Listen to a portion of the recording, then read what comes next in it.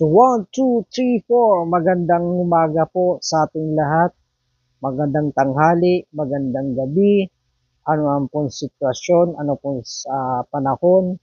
So mabuhay po tayong lahat hanggang gusto po natin. So Luzon, Visayas, Mindanao, NCR, at saan man panig ng mundo, mabuhay po tayo lahat hanggang sa gusto po natin mabuhay. So patutunayan ko po na dyan po sa aking bayan, Sinilangan, na mayroon po na hindi po naniniwala o di kaya sabihin natin na nag-aalinlangan. Yun po sa nung last May 23, 2025. Nung pumunta po ang ating Pangulo po dyan sa part po ng Pangasinan o sa Region 1 sa part po ng Pangasinan, yan po sa Dagupan City. Tatlo po kasi ang pinunta niya po dyan Dagupan City at sa may Santa Maria at saka dito po sa may Alaminos. Pinagsabay niya po tatlo na gawin ang kanyang proyekto dyan na kanya pong mga plano. Doon po sa Alaminos po ay tinayo po yung Sky Garden po dyan o talagang 100% po na ipapatayo po o gagawin po yung Sky Garden na magbibigay po ng hanap buhay na karamihan ng mamayang Pilipino po dyan at the same time dyan po sa Alaminos, part ng Pangasinan na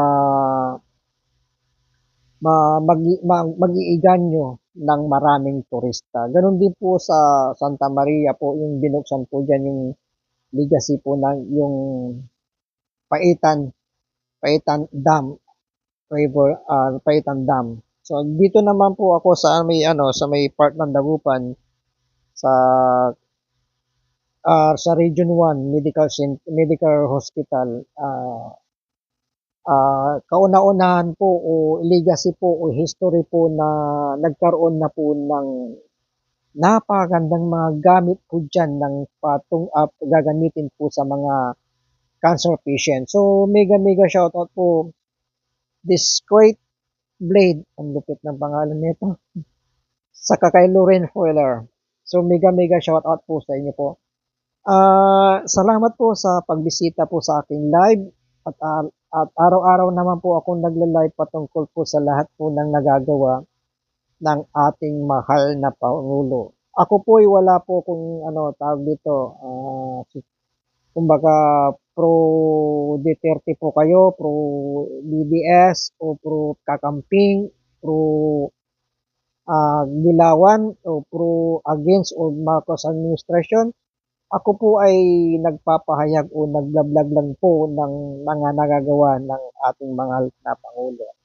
So akin pong pinagtitibay at akin pong pinaglalaban ang anuwa pong batas ng Pilipinas. Ito po lilinawin ko po, batas po ng Pilipinas.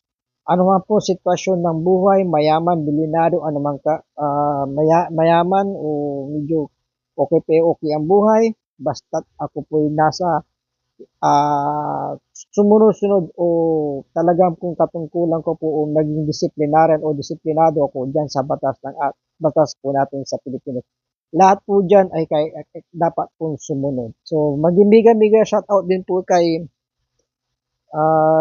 this great blade po. Are you speaking English? Yes, I can. I'm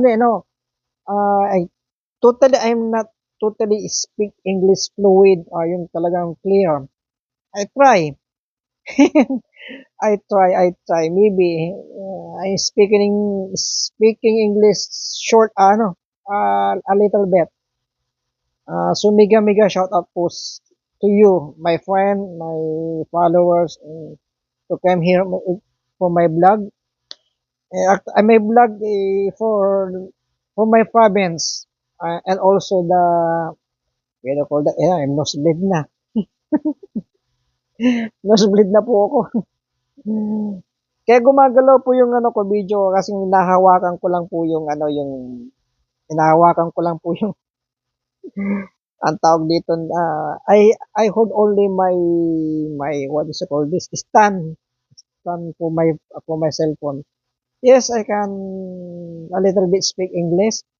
I blog for my province for the equipment about the what you call this my equipment materials for the all the cancer patient.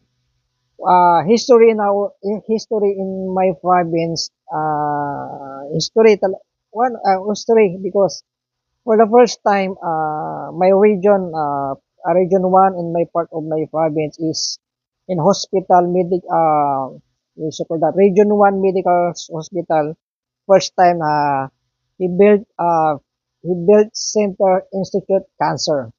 So that's why I'm proud to be Pangasinense. We record that we record that we call that so forgive me for my I forgive my and understand my English. So that's why maybe how you speak English so the accent is really thick. Mm. So forgive me my speak English okay. Yun nga po, yung sa ano natin, about sa diyan po sa Region 1 Medical Medical Center Hospital. Grabe yung mga ano, yung mga equipment po diyan. Plus, talagang pang ibang bansa like Singapore na ano mga ano ka equipment diyan pag sa pagpapagamot po tayo ng mga yung mga yung mga cancer patient. Oo, totoo. First time talaga ng history na nagkaroon po talaga diyan ng binuksan po diyan sa hospital na po yan sa part ng Pangasinan. So napakalaking tulong po yan na binigay ng ating Pangulo na magkaroon po ng hindi lang po diyan sa may ano kasi nga naglunsad din po ng OFW hospital diyan po sa Pampanga. Napakaganda rin po 'yon. At wala tayong masyadong babayaran diyan sa part na yan ng mga hospital. Even here in Pangasinan, Region 1 Medical Hospital sa Pangasinan. Oo, yung tinayo diyan po last May 23, 2025 yung Center Cancer Institute is napakalaking ano na yan, milestone na ginawa ng ating Pangulo. So, umiikot po yung may may cellphone around rounding. You see may damit diyan. I'm here may accommodation. So, ito po papakinggan po natin about yung payag ng ating Pangulo diyan po sa Pangasinan, Dagupan na yung mga equipment po ay napaka high-tech upang gamutin ang mga cancer patient. So, panoorin po natin ta.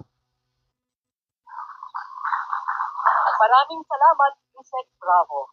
Ngayon, upang ipakilala ang ating panauling pantangal, inaanyayahan po natin si Department of Agrarian Reform Secretary Conrado Estrella.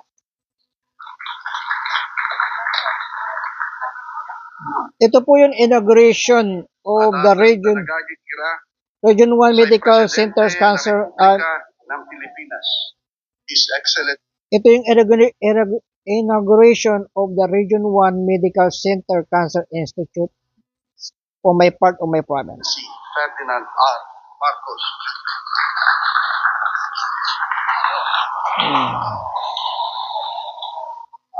Thank you, Justigrina, Agrarian Reform Secretary Conrad Estrella.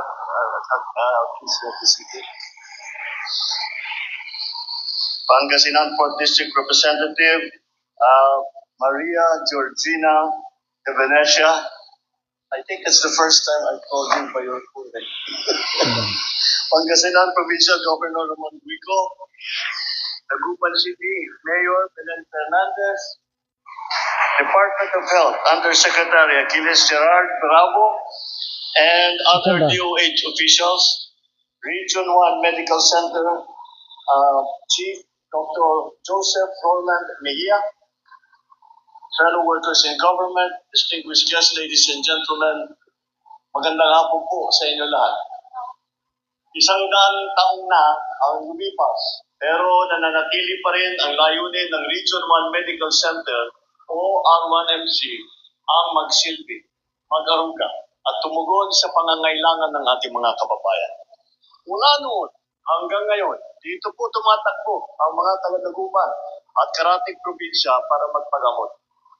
Isang siglo ng serbisyo, isang siglo ng pag-aaruga sa mga nangangailangan.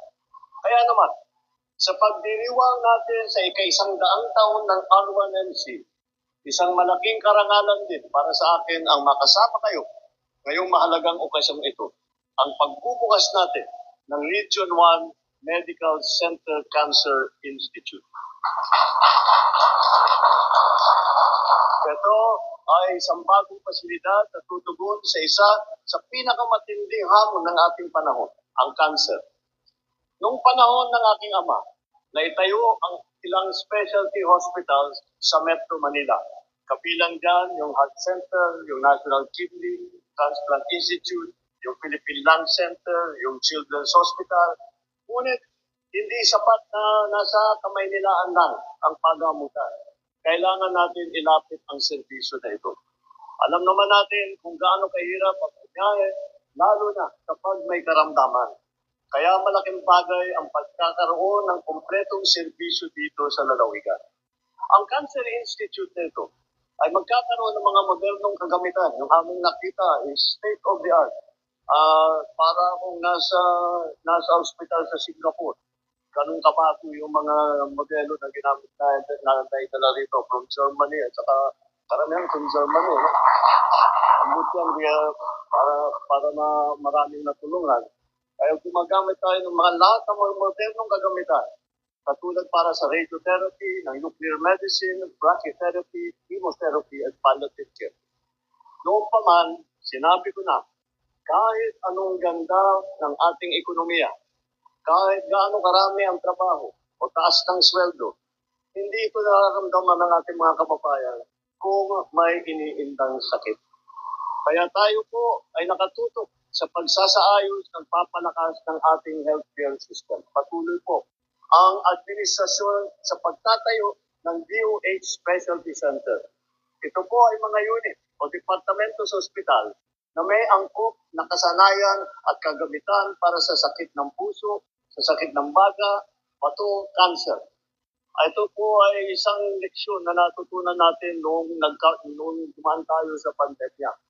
Dahil ang talagang nakatulong sa mga kababayan, lalo na nung sa simula, nung wala pa nga, hindi pa natin masyadong naunawaan paano pa talaga yung po.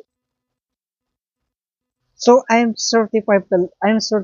Our president in the Philippines, Ferdinand Bongbong Marcos, talagang he worked hard. Nagtatrabaho po talaga siya sa abot ng kanyang makakayanan upang lahat ng mamayang Pilipino, mararagita man, mahirap man, o nasa middle man ng pamumuhay, andun po talaga yung kanyang abraso, pag-ibig, magmamahal sa ating mga Pilipino. Kita mo, lalo-lalo po sa mga may sakit na may mga karamdaman. Katotohanan naman po talaga, kung may sakit ka, paano mo makakapagtrabaho ng maayos kung may sakit ka? In the same time, marami ka maaapektuhan yan. Aminin man natin sa hindi, talagang kung mayroon kang cancer, if you have a cancer or if you have a cancer na sa iyong buhay, a lot of money. It's a lot of money to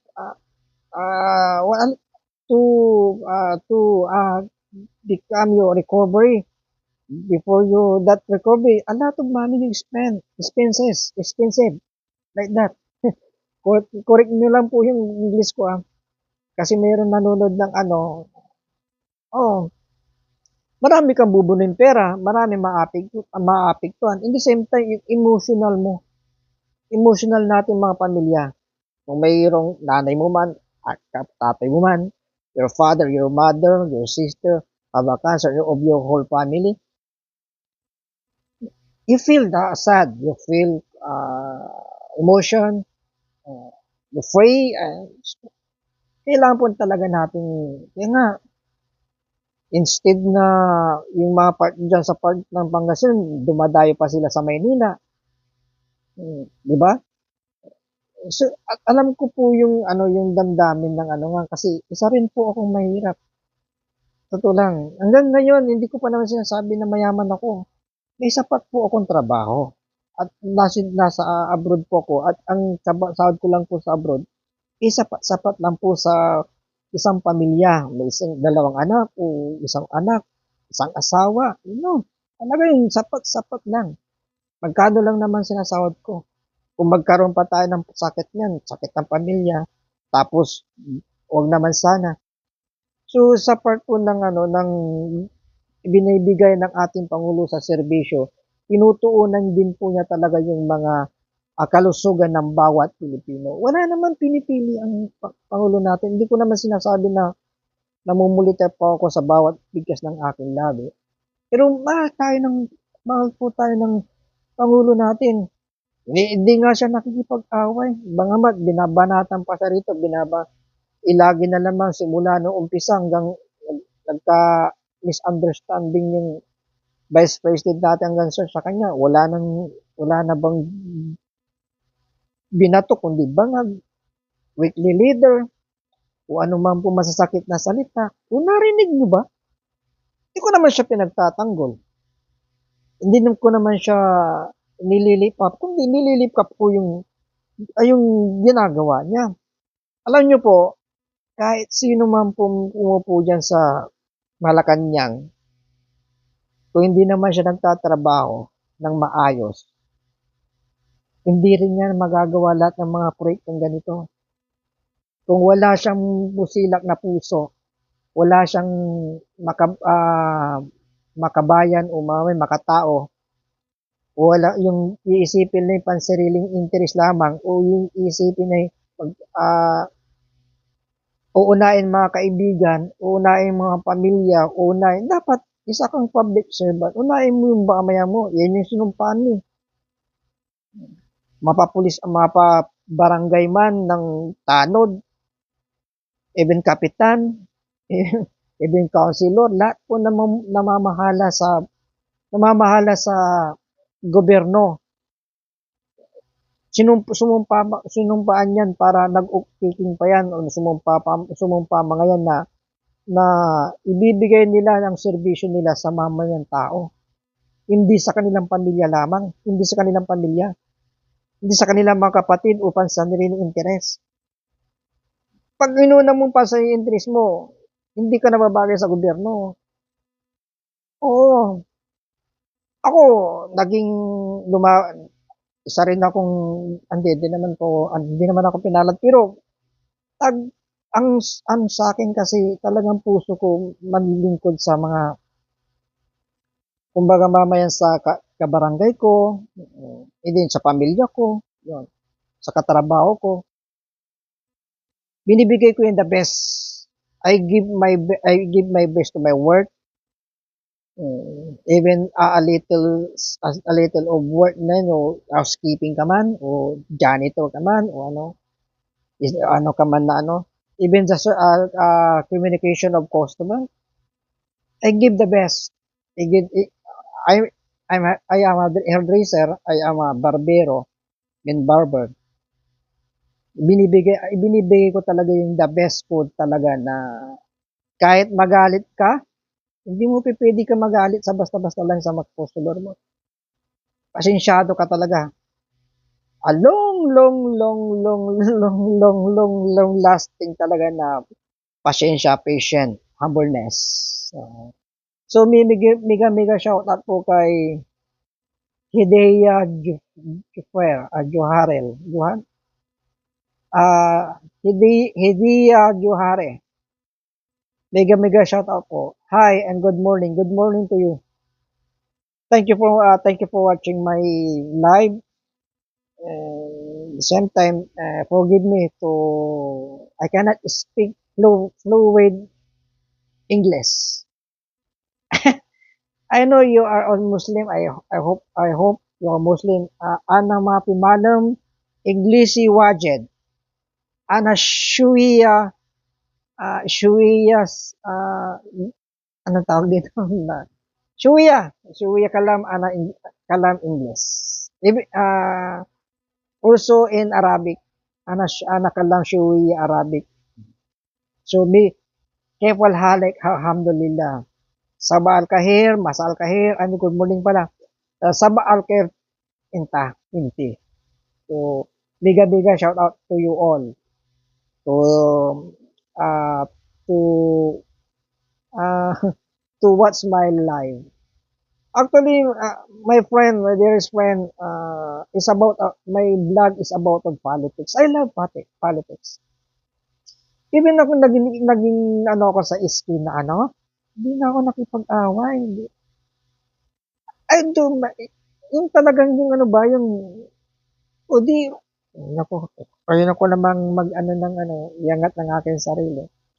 Pero talaga kung ako rin naman yung babanatan, ako, iba yung ugali ko rin sa kay BBM din eh.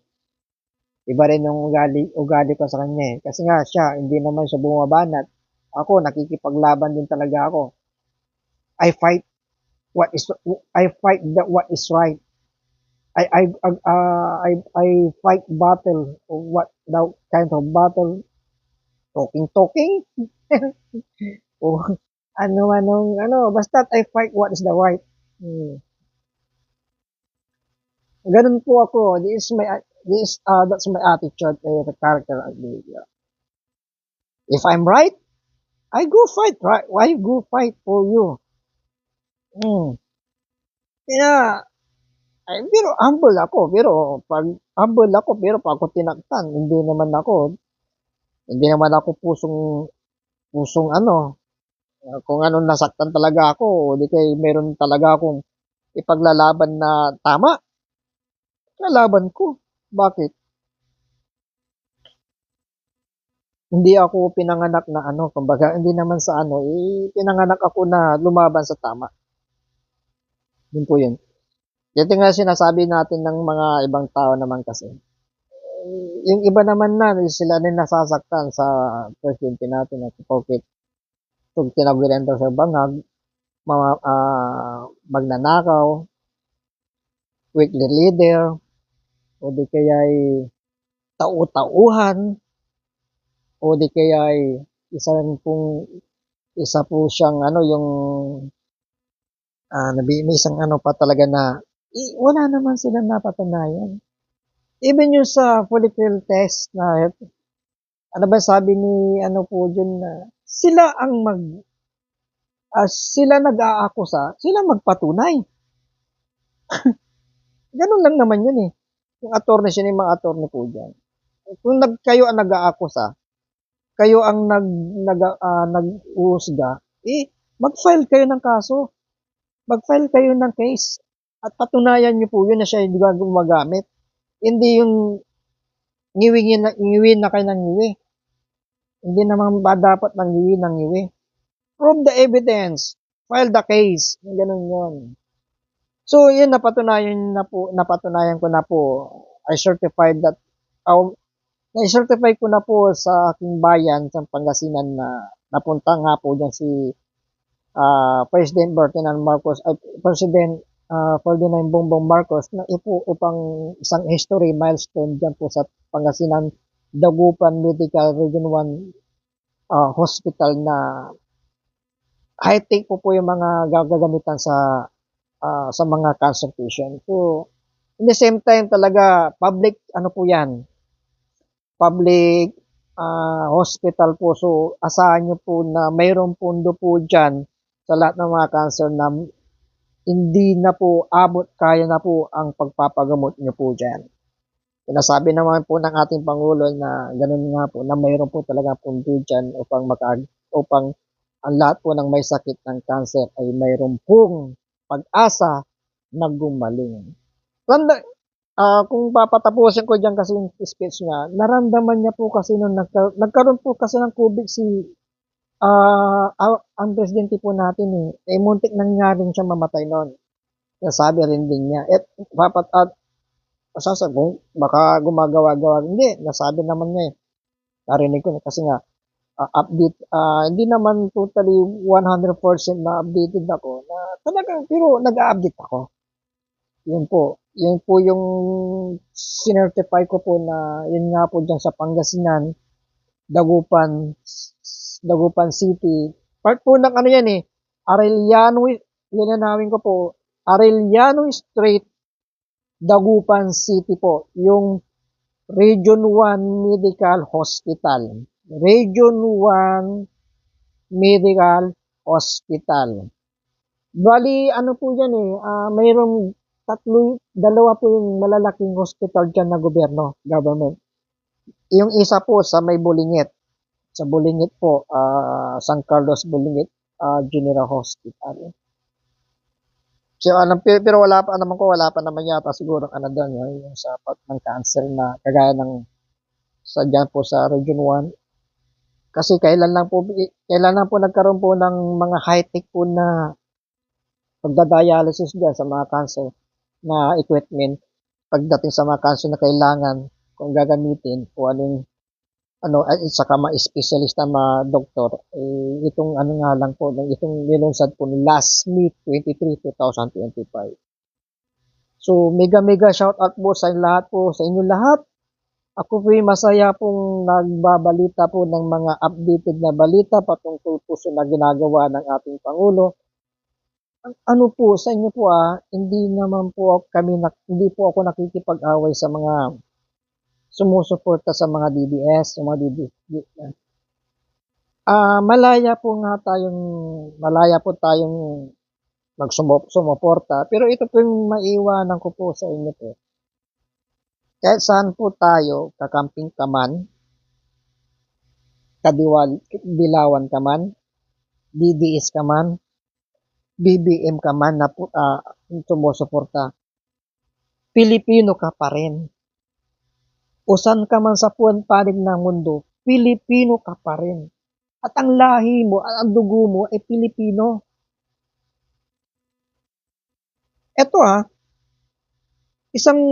isa pong hindi lagi kong binabanggit po sa aking vlog o nag-iiwan. Sabi nga ni Dr. Jose Rizal, ni God Jose Rizal, ang bayani po ay yung bayani po natin. Sabi niya po doon sa kanyang salawik kay Enotin, ang hindi raw magmahal sa sariling wika ay higit sa malansang isda o mabawong isda. So, ipinapawatig po doon na ang yakapin natin ang ating wika. Hindi isang tao. Hindi isang tao ang dapat yakapin. Kung sa namumuno naman, yakapin natin na kanyang magagawang gawa. Huwag na yung maling-mali yung mga kapintasan niya o na nagawang mali o di kayo na sumimplang. Sa trabaho sa ugali, huwag niya na natin pakailaman natin kanyang ugali. Importante bantay yung kanyang ginagawa. Ito lang po enlighten po sa lahat. Kasi kung tayo mga supporter, kung sino man po support natin, ang iniisip lang natin, tama yung at matuwid po yung sinusuporta natin, maling-mali kayo dyan. Patutunayan ko yan na maling-mali kayo. Ito po, enlighten po lahat. Wala namang, sabi nga sa salita ng Diyos walang matuwid, wala kaisa. No one, anyone, human being, a perfect human being. No one except Jesus Christ. A perfect man, a perfect person, a perfect God, a perfect Lord. Isa lang po naging taong matuwid, ay isa lang po ang Diyos na naging at matuwid at banal. Wala nang iba kundi si Jesus Christ. Everybody, no one. Everybody, no one. No one, no one, no one, no one, a human living in this planet Earth, a perfect person, or a perfect man, woman, boy, and girl. No one perfect. Kung sabihin mong perfect ka, hindi ka tao. Oh, sabihin mong perfect ka, you're a perfect man, woman, etc.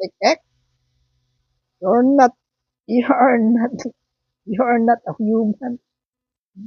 Hindi ka nababagay sa mundo. Sa sinasabi sa Bisaya, yawa, ganun, pero hindi naman is a bad word, di ba? Alam ko yung yawa, bad word siya.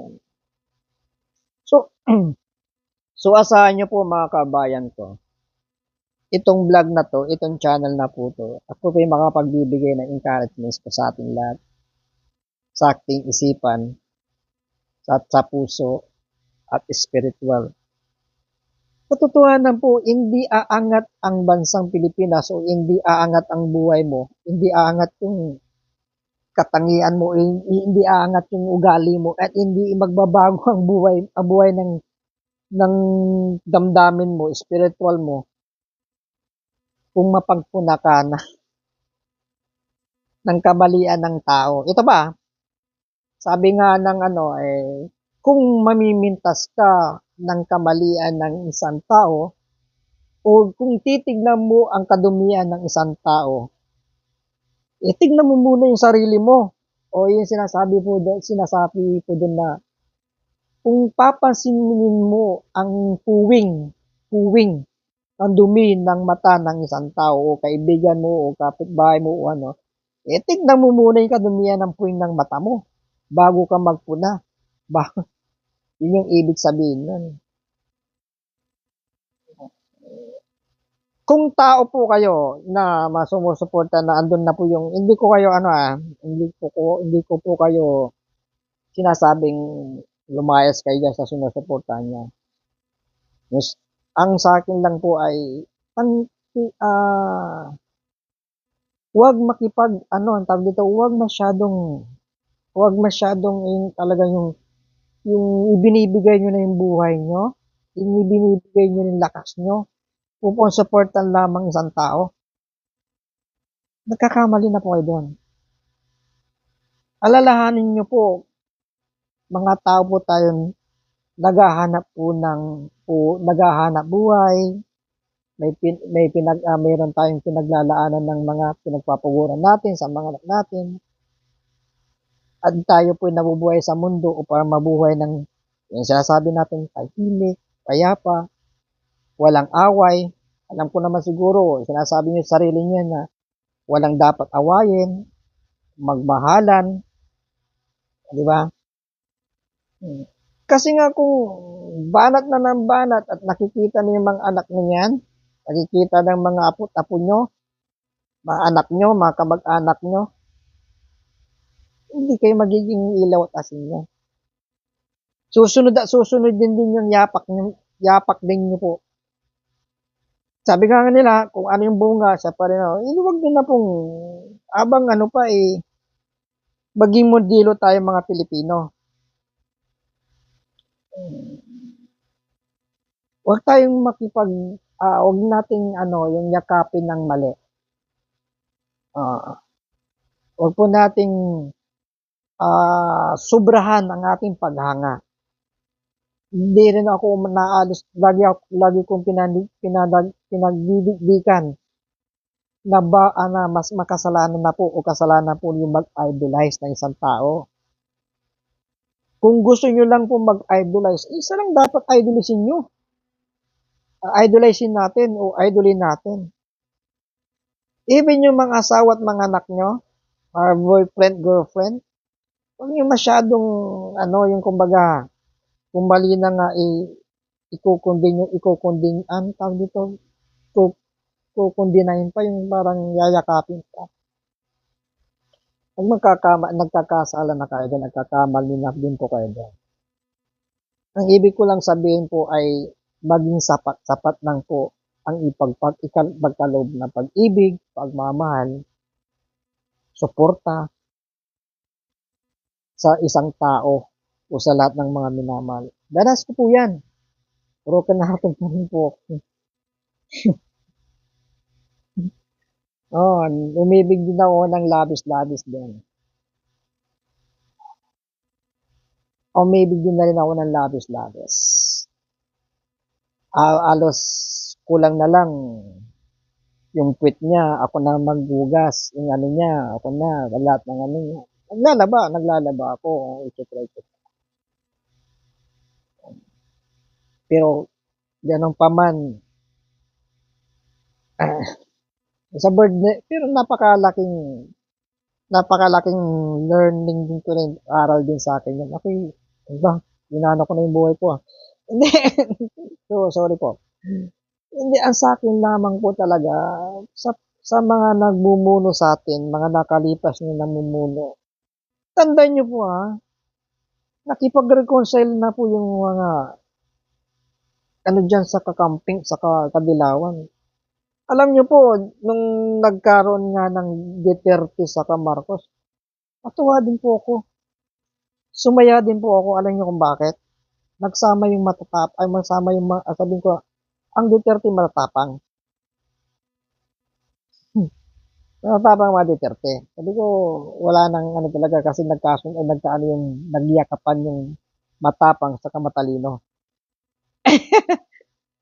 Aminin man natin hindi. Matalino talaga. Matalino talaga si BBM. Oo. Matapang naman ang mga Duterte. So ngayon, hindi naman sa ano, basta mayroon pa rin akong mayroon pa rin po akong nakukuhang positive thought sa kanila. Kasi nga, tinitingnan yung mga positive thought. Kung gagawin po natin ay magbangayan dito ng mga negative thought, hindi tayo matatapos niyan. Magbabangayan tayo niyan, gano'n. Pero sa vlog ko nga po, wala na akong inililift up o wala na po akong itinataas, kundi ang mga magagandang nagawa. Yung mga magagandang na proyekto, kagaya ng yan, ito pa, mega shoutout po dyan sa Davao.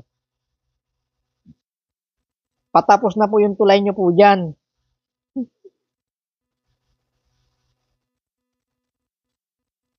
Huwag po kayo magsilos kung sino po yung hindi taga Davao dito Don't jealousy if you're not living in Davao City. Because Davao City is near to open or is near to the bridge o yung bridge po dyan na magdudugtong sa part ng ibang bayan, malapit na po matapos. So, pakikinggan mo natin.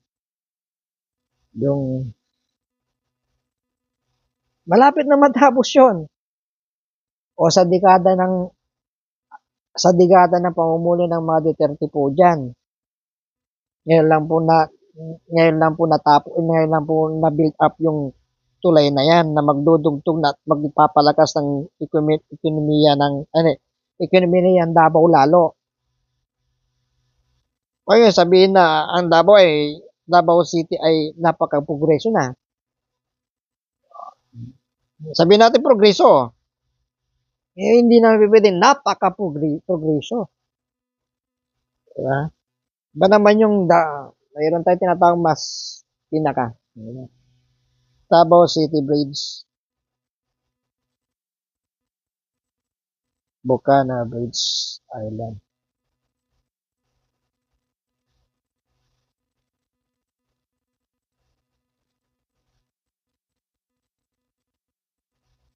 Saan ba yan dito? Davao Coastal Road, Bocana Boulevard. 5 months pa to. Latest.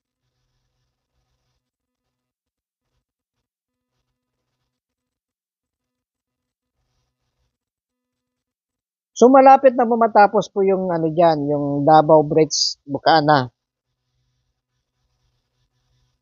na magkukunik sa Bukana Bridge Project latest update of May 15. Ito. Ano. Hello mga kabarkats, another day, another vlog na naman tayo ngayon mga kabarkats. Ayun mga kabarkats, binalikan na naman natin itong Bukana Bridge Project dito sa Davao Coastal Road yan. Nakikita natin dito is nag-connect na talaga yung dalawang pair. Yan ang galing sa Times Beach, yan papunta dito. Yan, lapit-lapit na talaga ito mga kabarkats, magkunik-kunik itong mga flooring dito sa tulay. Kasi napakabilis talaga yung trabaho natin nila dito, na witness tayo dito. Ito, mayroon pang update dito eh. Maraming mga Yung latest update nga po. Hindi lang. Saan ko pa nabasa yun? May latest pa eh. Yung talagang as in talagang makikita na talaga yung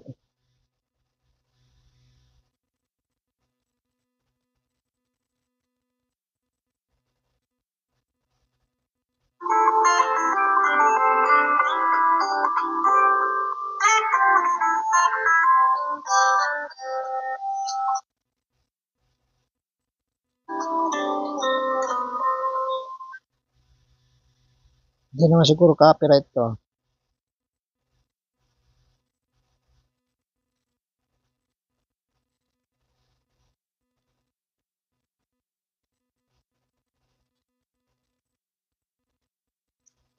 So yun din sa Bukana Bridge, Bukana Bridge nga po dyan sa Davao. Malapit na matapos yan.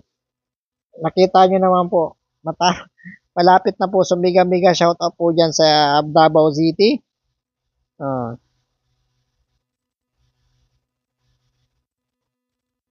Pag-arangkada ng Better More program, Tabi-Tawi, iba na ta.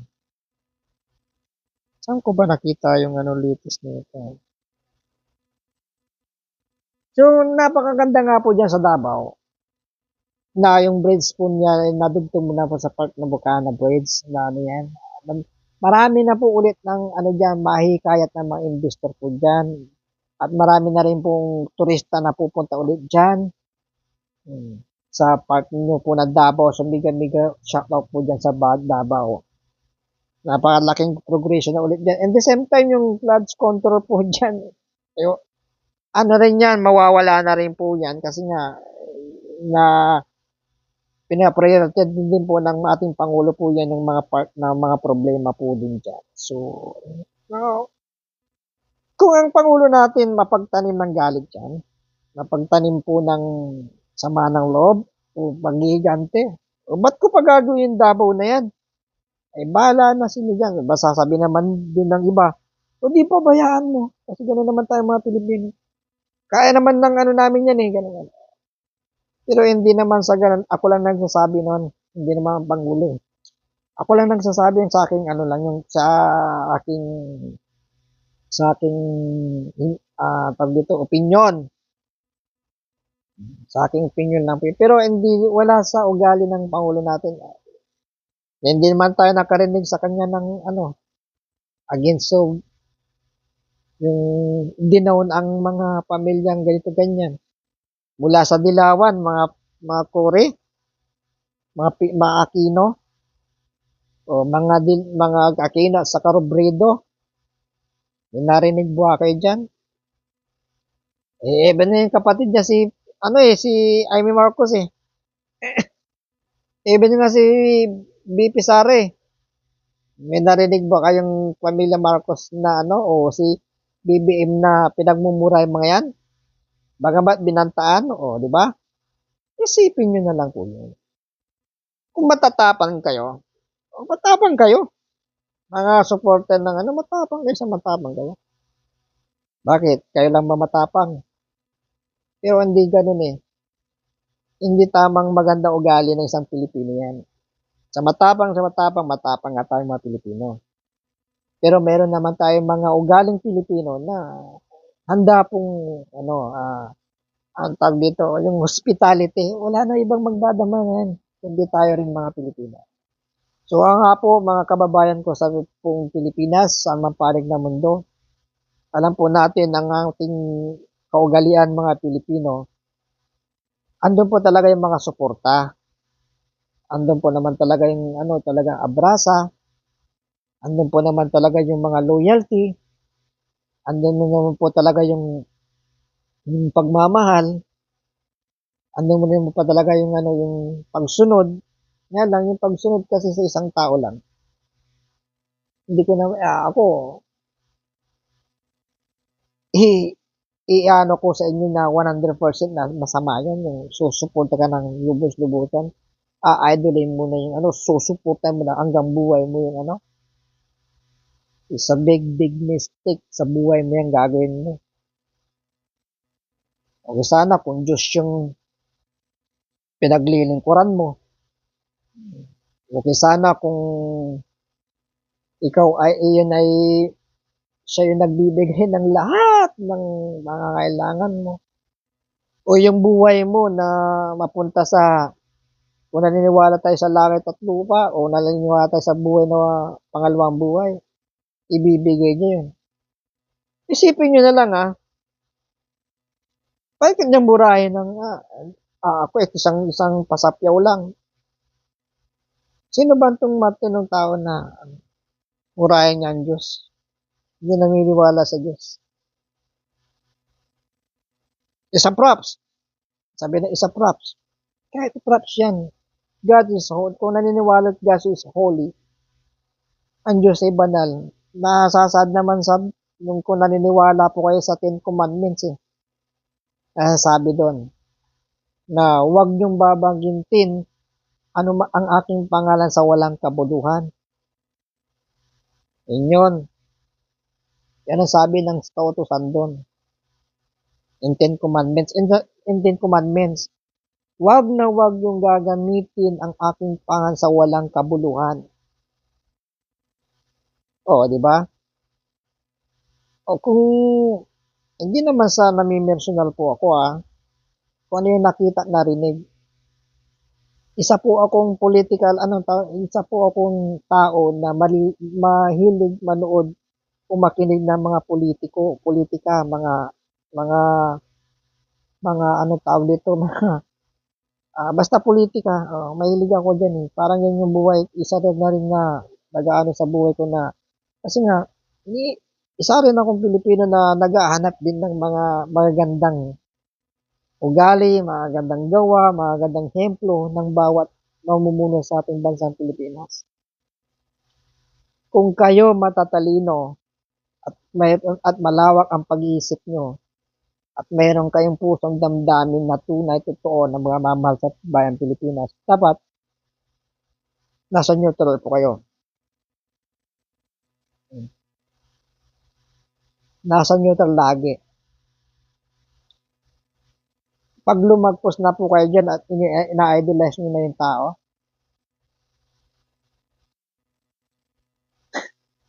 nakakaawa din po kayo. Tandaan nyo yan. Tandaan nyo, nakakaawa kayo. Sabihin natin hindi nakakaawa sa pamumuhay, sa financial, physical, ay say spiritual life. Sabi naman na kasi sa Biblia, sa salita ng Diyos, huwag kayong mag-idol man, alinman sa ginawang tao o ano man po dito sa ibabaw ng mundo. Inanyuan man ng tao, gawa naman kamay ng tao o ano man po kasi o lumalabis na pagsamba, ina-idolize sa mga likha ng Diyos. Wala na ibang i-idolize yan o dapat talagang sabi na, i-idol natin, wala namang mas maganda nga, i-idolize natin ang Diyos. Kasi nga, perfect God, perfect man. Wala nang iba. Hindi isang tao lamang. Okay sana kung yung ina-idolize natin, sinusuportan natin na hanggang meron nga ako nabasa Okay? Sabi na isang babae, handa akong parang gusto niya ibigay yung sarili niya sa isang tao na ipapakita ko yan, ilabora ko yata hindi. Okay, meron, sabi ko lang, ibibigay ko ang aking sarili ko, mapasaya ko lang ang isang tao. Meron pong dyan, Tapos, alam naman ng asawa ko yan na siya yung ano ko, yung talagang sinusuportahan ko. Yan yung part ng dahek. So, nakakaawa siya. Asa na yung pag-ibig niya sa pagmamahal niya sa Diyos? Hindi niya alam, mangmang pa siya doon. Tatawagin na tayong mangmang niya. Isa pa nga dyan, si Harry Roque,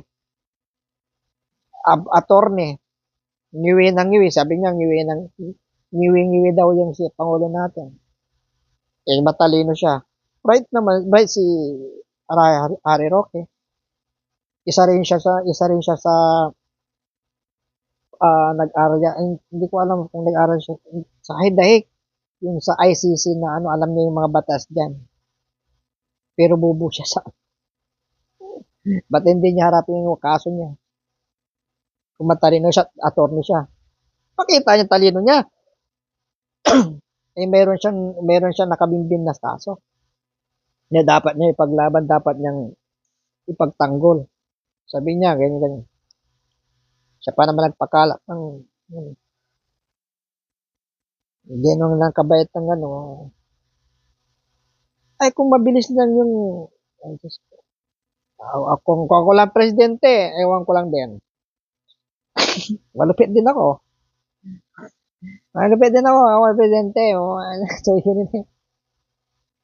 hindi naman ako pwedeng lumabes. Kasi naririnig naman kasi si Ari Roque, matalino siya sa ano, pero bubo siya. Hindi niya dapat ipantagol niya sarili sa husgado. Huwag niya ipagtanggol yung sarili niya sa social media. Alam naman niya siguro yun. Sa tingin ko nga, social media kasi nga kumikita siya. Kagaya ko rin nangangarap na isa rin ako kumita na dito. O maging tanyag naman ako dito.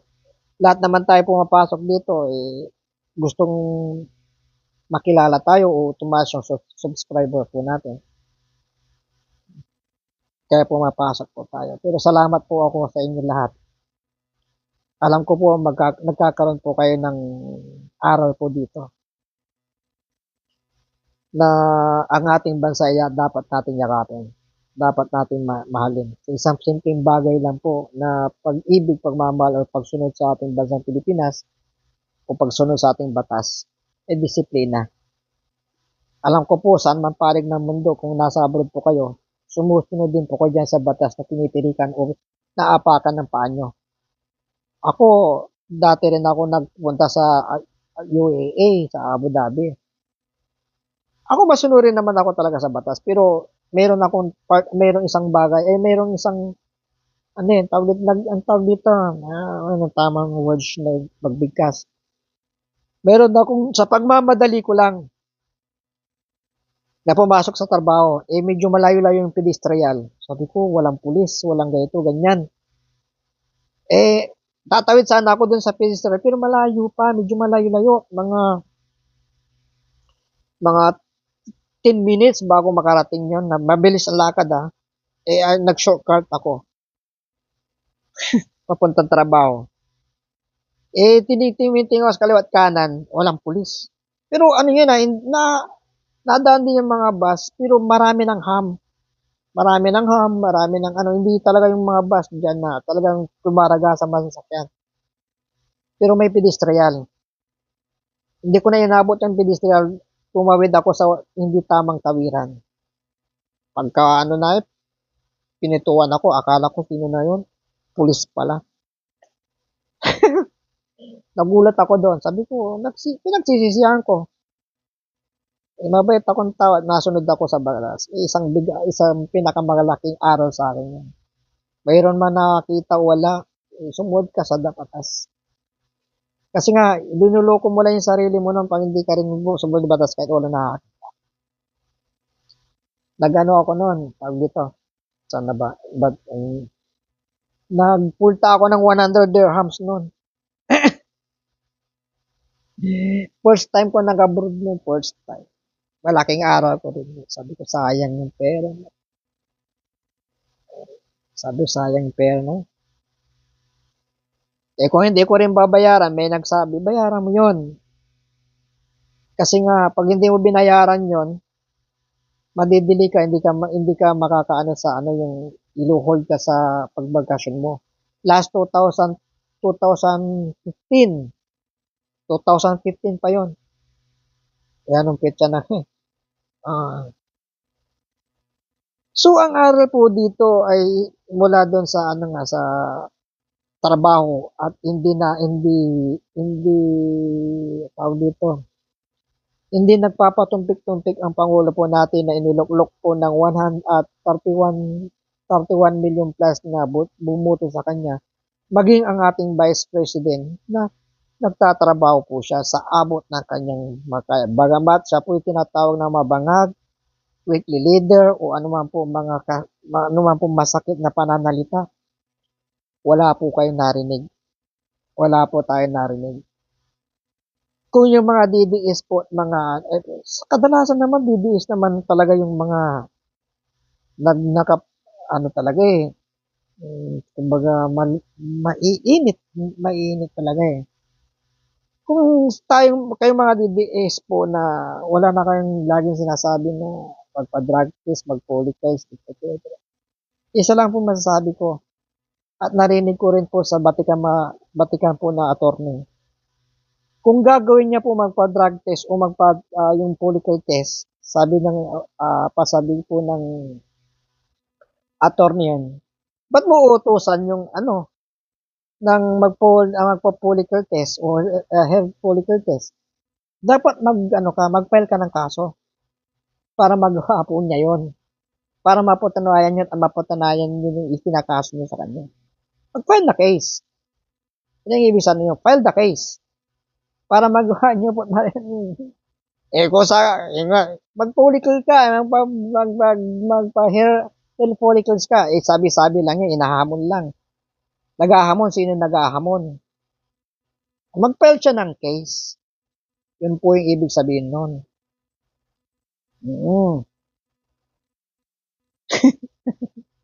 Inyo po yun. Sa inyo nawala tuloy yung ano ko. Isang aral din po na tayong mga Pilipino na mahalin yakapin natin ang ating batas.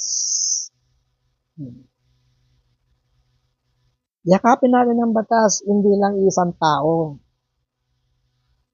Kasi yung tao na yan at sinusuporta mo, nagkamali din yan. Nagkakamali din yan eh. Tao din yan eh. Okay sana kung perfect yung sinusuportahan nyo. Kung meron naman siya nagawang mga proyekto, praise the Lord. But hindi siya. Ay, yung presidente na binablog ko, I praise God. Kasi sa pamamagitan po ng ating Pangulo, wala sa taas ay nagagawa po siya ng mabuti. Bagamat siya minumura, inahamon, kinukutya, o di kaya ay nilalagpastangan ng kanyang pagkatao, andun pa rin yung ano niya, pagtatrabaho niya. Kung willing po kayo na yung hindi basta yung maging malawak ang kaisipan, tumanggap o hindi naman research yung kumbaga tanggapin ang maluwag na ang Pangulo natin ngayon ay nagtatrabaho. Mauunawaan po natin mga kabutihan at mauunawaan din natin ang kasamaan. Oo, kasamaan. Ba't mo unawain pa kasamaan na nga, nakikita na kasamaan? Hindi naman lahat na nakikita yung kasamaan, kayo lang nakakita ng kasamaan, ay masama talaga. No? Hindi nyo po makikita ang tinatrabaho ng isang tao kung titingnan nyo lang yung kanyang kapangitan o kapintasan. Maliban na lang kung yung mga sinusuportan nyo walang kapintasan. Perfectong tao. Sabihin natin mapugit, maganda, pwede pa. Pero perfecting pag-uugali ng tao, attitude, behavior, character, baka kayo pa sinusuka dyan, isusuka. Tandaan niyo po yan. Isusuka na kayo ng langit yan. Pero sa totoo lang, words po kasi yun eh, na lagi natin naririnig na, kumbaga, pag sinabing words na yun, ganun, talagang pangit na talaga. Pero ang Diyos, hindi naman siya hindi naman siya sumusuka sa mga tao. Makasalanan ka man, banal ka man, is pantay-pantay paningin ng tao, ay pantay-pantay ang paningin ng Diyos sa ating lahat.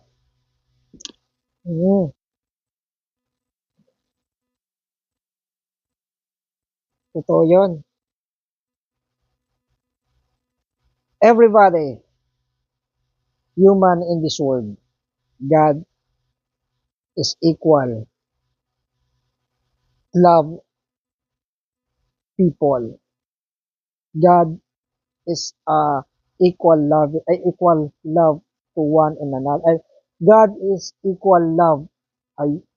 All the things, all the human being, all the nature, because is a God love. Ang Diyos ay pag-ibig.